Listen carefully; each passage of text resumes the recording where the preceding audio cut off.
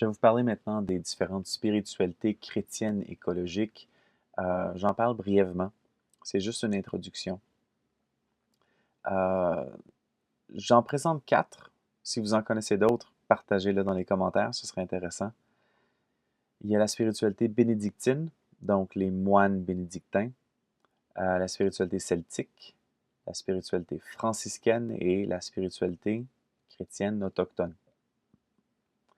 Donc, Saint Benoît, lorsqu'il a écrit la règle de Saint Benoît, en son centre, il y a cette expression ora et labora, prie et travail. Donc la prière et le travail sont les deux pôles sur lesquels sont axés les moines. Et la raison pour laquelle c'est écrit comme ça, c'est pour une question d'autosuffisance. Donc lorsqu'un monastère était établi en quelque part, c'était pas une forme d'ascétisme, comme c'était le cas des fois pour certaines personnes. On les reconnaissait en quelque part, quelqu'un se reculait dans une grotte, et puis cette personne-là, ben, tout le monde savait que cette personne-là priait pour nous notamment. Donc, on lui apportait par charité euh, de quoi manger. C'est pas le cas avec les bénédictins. Les bénédictins, c'était clair dans la règle, prier et travailler. Donc, l'autosuffisance. Et ça implique des moines qui sont pas seulement à l'intérieur tout le temps en train de prier, mais ils vont dehors, sont en contact avec les éléments de la nature, ils sont agriculteurs, souvent de l'élevage aussi, euh, vont auprès des poules et des vaches, et ont un style de vie. Les bénédictins ont été pendant la majorité des siècles des végétariens. Euh, donc vraiment une spiritualité qu'on peut qualifier d'écologique, qu'on retrouve au centre du christianisme. La spiritualité celtique, qui s'applique principalement à l'Irlande, c'est qu'il existait déjà là, une religion celtique avec les druides. Le christianisme est arrivé et c'était une religion qui était déjà axée sur le chiffre 3, arrivent les, les missionnaires et puis parlent de la Trinité. Donc, bon, il y a un couplage qui semble avoir été assez rapide. Au cours d'une génération, l'île d'Irlande au complet avait été convertie. Euh, c'est ce que dit la légende. Bon.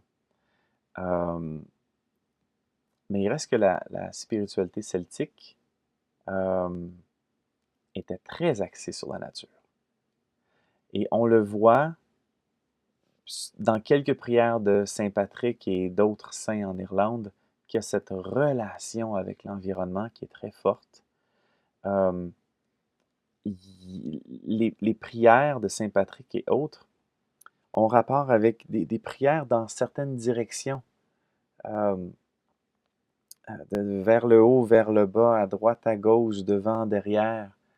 Euh, il y a référence aux différentes forces de la nature. Euh, et c'est intégré dans les prières, c'est de toute beauté. La spiritualité franciscaine, elle est fondée sur une fraternité universelle, et c'est notamment avec une certaine vertu d'humilité. Okay? Il y a chez Saint François et les personnes qui l'ont suivi le désir de se faire pauvre et donc de ne pas être supérieur, pas arriver dans un milieu et d'arriver comme un tyran et tout détruire parce que ça m'appartient. Pas du tout, on est complètement dans le contraire.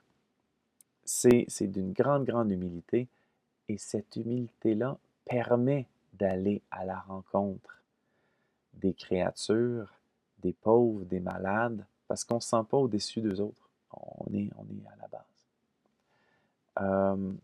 Et finalement, la spiritualité autochtone. Bon, il n'y avait pas la science et la technique qu'avaient les Européens, et certainement pas le développement de cette arrogance face à la création. Donc, le message plus romain, plus catholique des missionnaires a été entendu et a été adopté par plusieurs villages autochtones. Mais ça n'enlevait pas leur relation au territoire, ça n'enlevait pas certains points de repère importants, certains rituels même qu'ils conservaient en étant tout proche de la nature, parce que c'est ça qui faisait le plus de sens. Alors, ça reste encore à découvrir ça. Une spiritualité pleinement chrétienne, mais aussi autochtone, en intégrant certains éléments qui se marient très bien, tout comme la spiritualité celtique. Donc, on n'est pas dans un syncrétisme religieux où ce que les choses s'adonnent mais s'agencent pas bien.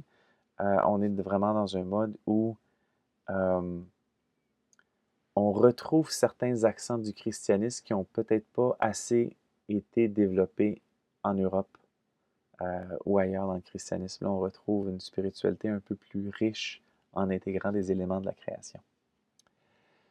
J'espère qu'en vous présentant ces quatre-là, ça peut vous ouvrir sur une voie spirituelle ou vouloir en découvrir plus.